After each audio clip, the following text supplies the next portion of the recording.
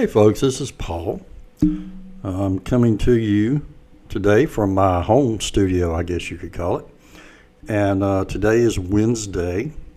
It is June the 15th, 2022. And yes, I'm at home. And I'm dressed just a little bit differently, as you can see. Why am I home in the middle of the week? Well, I'm not on vacation. Not one that I wanted to take anyway. My truck's broke. And it's in the shop. And it has been in the shop since last Thursday. I actually came in early last week so that I could put the truck in the shop.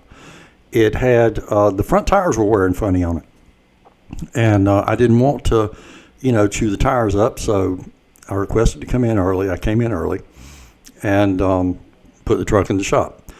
Something that I thought, at the most we're looking at a front end alignment. They should be able to do that, Friday for sure, and I'll have it back and I'll be on my way on Monday. Well, what do I know? I'm just a truck driver. Here it is Wednesday, and I'm still sitting on my butt. And what ended up happening with it was the windshield had a crack on the far right side, extending about 3/4 down the windshield. Now, they just put a new windshield in it about 3 months ago, if it's even been that long. And they get aftermarket windshields. They're cheap. And anything hits them, they break. They're just cheap glass. And this one, I'm going to call this a stress crack because nothing hit it.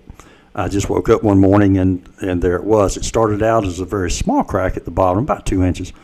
And by the end of the day, it was all the way, 3/4 of the way up the windshield.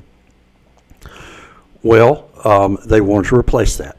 And even though it was still legal, it's not a DOT violation because it's not within the sweep of the driver's windshield wiper blade, but they wanted to replace it. So they called up to get another cheap windshield, and guess what? They're back ordered. Yes, they're back ordered.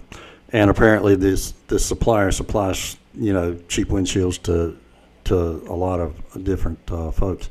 And so they ordered one critical from Freightliner. I can't imagine what that cost. But so anyway, they did that on Friday, so they told me. And they had no idea when it's coming in. Well, the truck had to be taken to the local dealer to have a 3-axle alignment done on it. Just to show you how much I know about the aligning of trucks, I had no idea that you align 3 axles on a truck. Never occurred to me. But anyway, apparently only a dealer can do that. So they had to take it to the dealer for that to be done. They then informed me that there was a recall notice on the truck, that all of the battery cables had to be replaced. And, okay. They then discovered that the APU had a pressure switch going bad on it. And, of course, they didn't have one, so they had to send out for that, too. And so it's just a comedy of things going on with my truck. And I got a call this morning from my fleet manager, and he says, okay, they've got everything fixed on it with the exception of the windshield. And they called and checked on that, and they're expecting that in a day or two. Well, today's already Wednesday, folks, so a day or two is Thursday or Friday. Now, full disclosure here, I am being paid for sitting here on my butt. We make $20 an hour up to 10 hours a day for breakdown pay. So I am being paid $200 a day to sit here on my butt. And that's okay. That's okay. It makes me feel bad that I'm sitting here drawing money and I'm doing absolutely nothing. They don't have a spare within a reasonable distance for me to be able to go and get. They had one in Tifton, Georgia, which is about 500 miles away. They had one in Jacksonville, Florida, which is 206 miles away. And the only way I could go get that truck, either one of them, is I would have to catch a ride with a night shuttle person, which means I wouldn't get to Jacksonville, being the closest one. I wouldn't get to Jacksonville until probably 1 in the morning. So now I'm done. So I wouldn't be able to get a trip until Thursday morning, 10 hours later, to be able to get a trip. And, I mean, what would be the point by then? There really would be no point by then because I'm supposed to be back on Friday. Now, in situations like this, I'm not opposed to working the whole weekend. Sometimes you have to do what you have to do, but we'll just see. They're supposed to get in contact with me again tomorrow and tell me what's going on with the truck, and maybe I'll get it back, and I will be able to get myself underway.